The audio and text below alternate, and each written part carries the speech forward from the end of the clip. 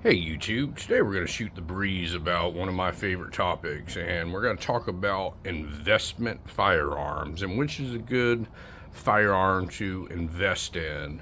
So before we get started, I'm going to let you know none of these firearms are loaded, and if and when I pick them up during this video, I will show you that they are clear. So, the topic for today is investing in firearms, and this is a good idea.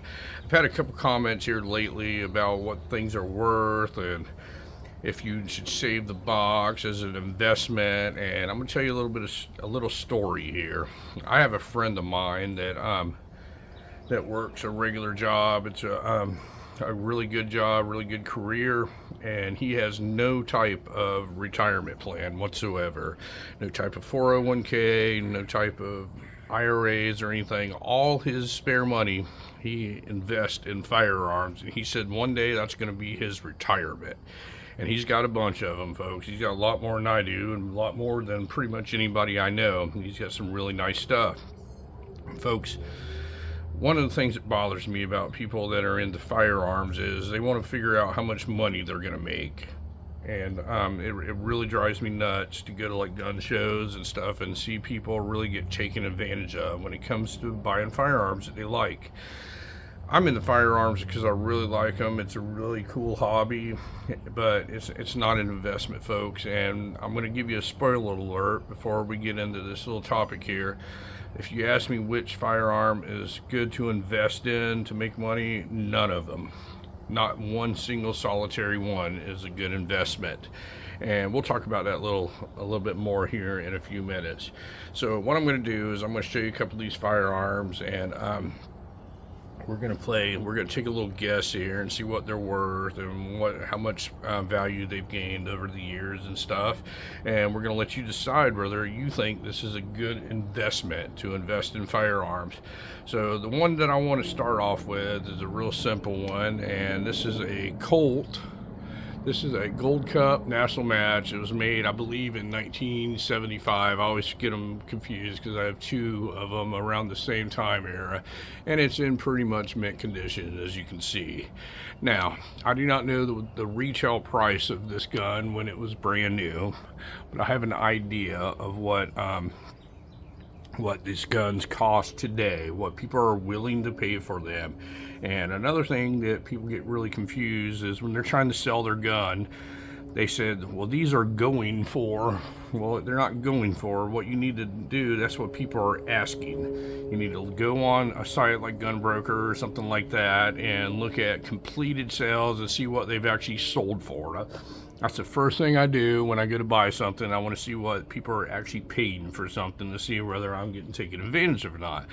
But from what the research I've done, this particular gun in 1982, I didn't find anything from the 70s, but in 1982 you could have bought this gun for $495, brand new in the box. You go into the gun store and walk out with this awesome looking Colt for $495. Now, what these guns go for in today's world is around $1,500, and that's a little on the high side, but you expect to pay for about $1,500 for this Colt Gold Cup national match in this kind of condition. There's people out there that are asking $3,000 for them, all perfect in the box and all that. When you look at sold prices, these things bring about $1,500.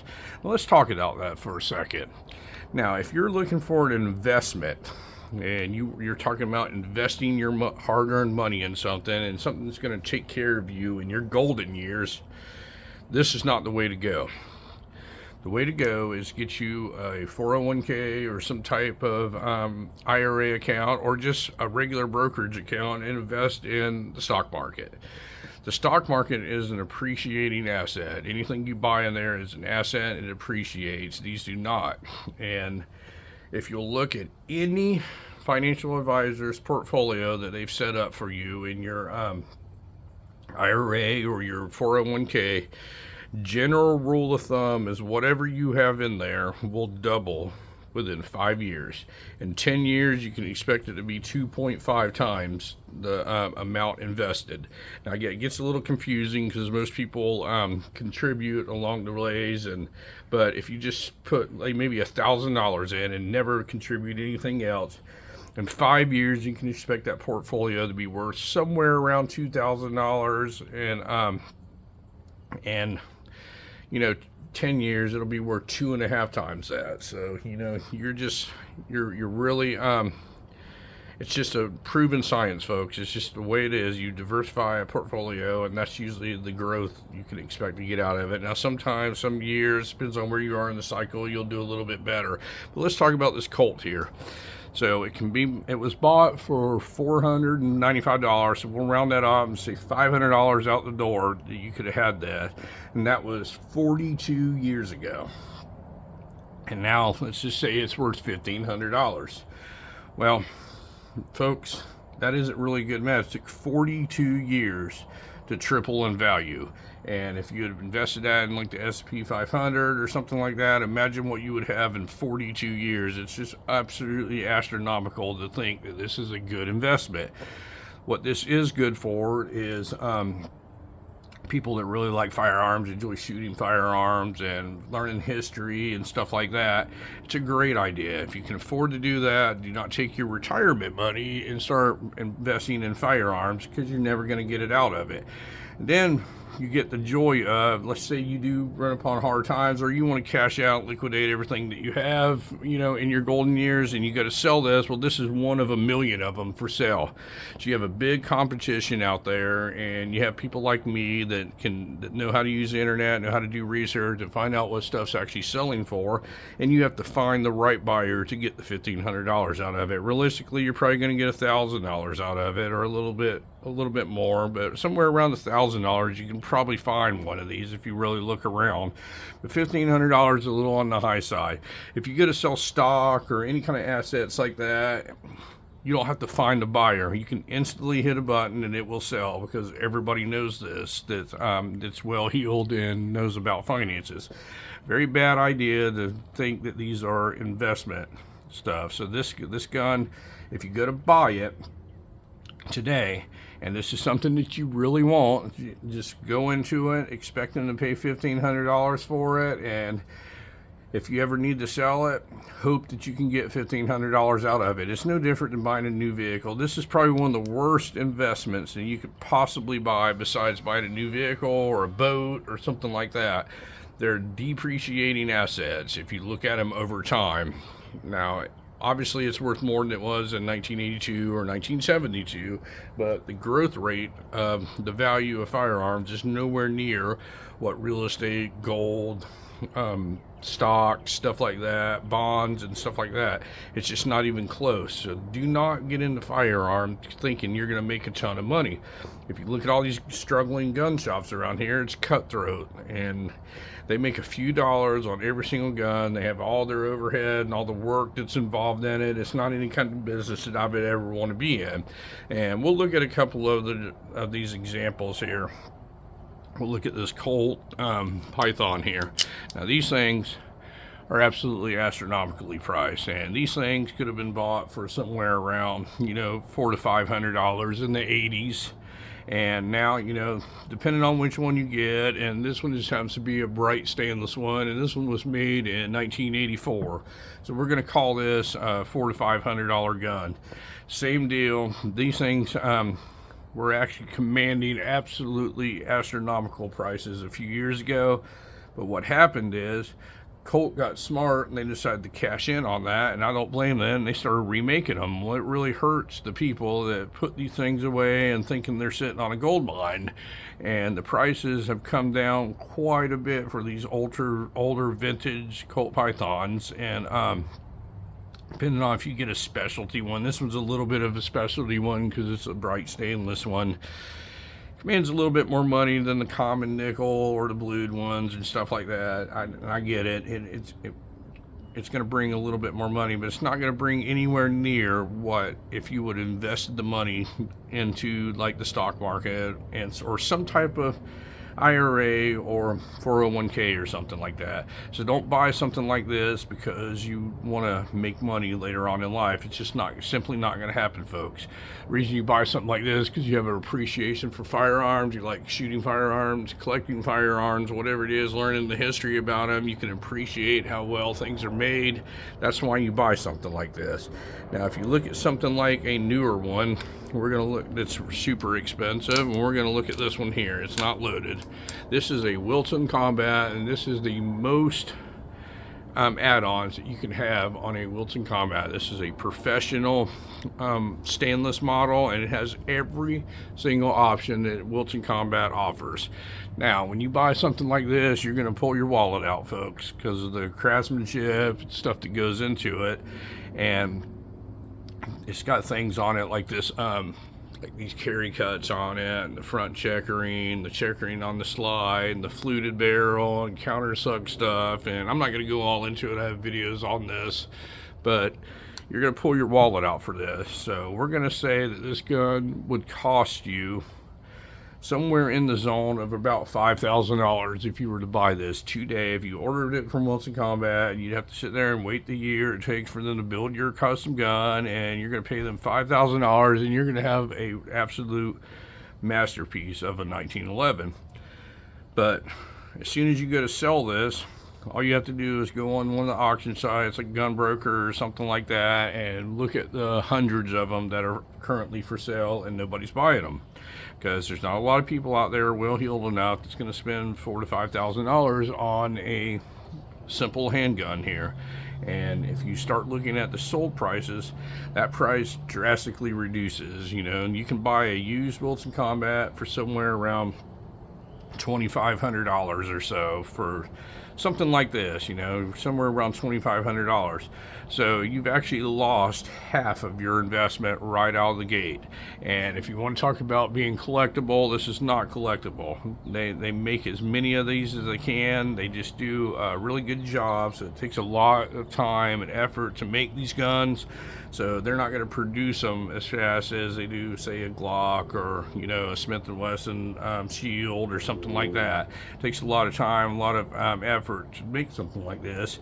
That's why the cost is so much, and that's why there's not as many of them made. But it's not a collectible, and it's sure not going to be an investment. It would be a poor investment if you bought this. Now, I would recommend, if you were going to buy something like this, see if you can find one that's already built and out on the used market that satisfies all your needs, that has all the stuff that you want on it. Or you can send it into Wilson Combat, and they'll modify it in any way you want, and you'll still come out a little bit ahead than you would of ordering a new one. But if you're buying this as an investment, it's a very bad idea, folks. Now we're going to talk about another one here, and this is a more modern one, and this is an FN 545 Tactical. And let's talk about this one for a second. So this one has every bell and whistle that you could possibly put on something. It's got a weapon light, it's got an optic, and it's got a suppressor on it. Now let's talk about some of the cost that's involved in buying this gun. So the actual pistol itself is going to cost you somewhere around $1,000 to buy this gun. That's just what they cost. That's the retail of these guns. You may be able to find one used. These haven't been out a very long time, so there's not a whole lot of used ones laying around out there, but they're $1,000 to buy this gun. And then you get the added pleasure of picking out an optic if you're an optic guy. And I went with a dual illuminated Trijicon RMR. Top of the line, and that's going to cost you somewhere in the zone of $400 to $500. I can't remember the exact price of a dual illuminated RMR, but they're pretty expensive. They're pretty pricey. They don't have to have a battery in them or anything. It's got a fiber optic strap on top, and that's how the dot works. And then at night it's got tritium on it, so you can see it at night. Then if you can pick the weapon light of your choice, and I went with a Surefire X300, and these are super expensive, made in the United States, very well made. Is it made any better than Streamlight or anything? Probably not, but this is going to cost you somewhere around $300 to $350 out if you go into the store to buy it. So right now we're at $1,000 and close to $1,000 for these too. So we're at $2,000 before we get into the fun part up here. Then you're going to go, if you want to put a suppressor on it, this is a Rugged Obsidian 45 suppressor. This is the quietest suppressor on the market, and when you go to buy one of these, there's a little bit of a process, but these are around $700 to $800 for the suppressor, and then you have to pay for the tax stamp and play the waiting game. So you're probably right at $1,000 to put the suppressor on this. So this whole rig is going to be about $3,000 to duplicate this, give or take. I know I may be off a couple dollars, but you're looking at about a $3,000 handgun setup here. And I got to ask every single person watching this, what do you think I could sell this for if I listed this for sale? Do you think it was a good investment if I bought this as an investment? Because this is top quality stuff. It's modern stuff, but it's top quality stuff, the best of the best. I don't even think you could give this suppressor away, because most people don't even want the headache, and they don't want to have to register stuff and have stuff registered with their address and all that. So I don't even think you can give this away. This is for special niche people that want to own a suppressor. It's a class 3 item. The gun itself with the light and the optic on it, it's one of a million of them out there, people trying to sell. It's a polymer frame gun, has an optic and a light on it, and that's all people are going to see. So do you think I can get anywhere near my $3,000 out of it? I don't think so, folks. I honestly don't. I think this gun would probably bring $1,000 total out the door, and I don't even think you could. I don't even think half the people would even bother taking the suppressor, and that's a third of what I invested in it. So, and do I think this is gonna go up in value at all over time, kind of like these Colts do, or these older Smiths like this?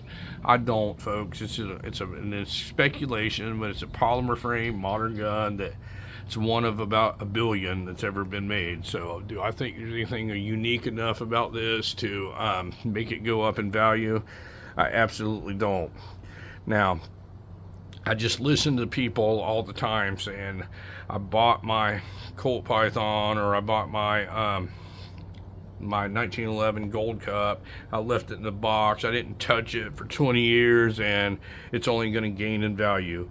What's going to gain in value because of inflation, folks, and all this stuff, you know, it's going to just go up in value of whatever the rate of inflation is. And right now it's about, you know, give or take 2.5% a year. And if you do year over year, inflation rate's around 2%, I believe, right now. It was a little higher here with the previous administration, but they're getting that under control, and you know, you're looking at about a 2% gain. Any financial advisor out on the earth can almost guarantee you a 6 to 8% return on your money, and that's an average. You know, you're going to have years that you lose and all that. So these are not good investments at all, folks, and they just continue to grow.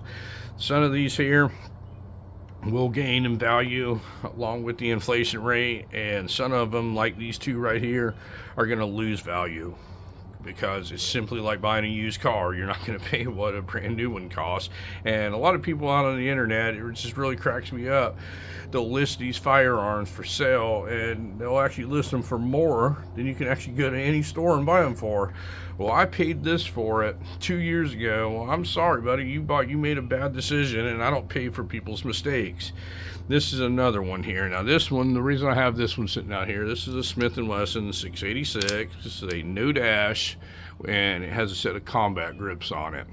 Now, this one here, I laid down some cash for this one, in my opinion, because I was looking for a particular one, and people were asking a lot of money for these. I remember when these could be bought for $300 and $400, and it seemed like it was that long ago, and now people are up around the $1,000 mark for these, and I think that's just absolutely ridiculous. I can't remember the exact amount I paid, but whatever it was just whatever the going rate is. I didn't get any kind of discounts. I made some videos here recently about about some of the great deals I've run into and trades and all this. This is not one of them. I paid quite a bit of money for this just because I wanted it. I have its older or its bigger brother in the 6-inch, and I just wanted this. Well, that's why everybody should buy it. If it's something that you want, just go get it. If you can afford it, just go get it, and don't think about, I wonder if I could sell this and make some money on it. I mean, people will work harder not to work. It's very hard to sell something like this. You have to find the right buyer that's willing to give you $1,000 for this gun. It's not going to be very hard to sell a bond or sell some stock or something like that. You instantly do it, make a phone call or hit a button, and it is sold. Now, there's a couple oddball ones here, like this old Colt right here, and this is an original 1911 from 1918. This is a World War I one, they call it. This is the original 1911. I don't exactly know what this thing is worth. I'll be honest with you, I don't know. They're all over the map. This is a true Black Army one, but I imagine it's quite a bit.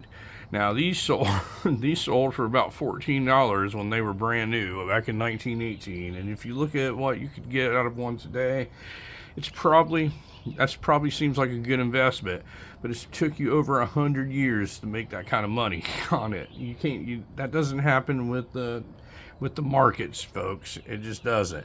But these things are all over the map. There's so many different variations of them. There's a few different manufacturers and what year they're made, and if they're mismatched and all that kind of stuff. And I really don't get into all that kind of stuff. But basically, what I want to talk to people about is, don't try and buy firearms to get over on the next firearm person. All that does is drive up the price for people that, enjoy buying firearms, collecting firearms, shooting firearms, and all that. It sets a precedent, and people think that's what things are going for when they're actually not going for that. That's just what people are asking. Don't buy them as an investment. It's a horrible investment if you're buying firearms and you think that they're going to take care of you in your later years. Buy them because you like them.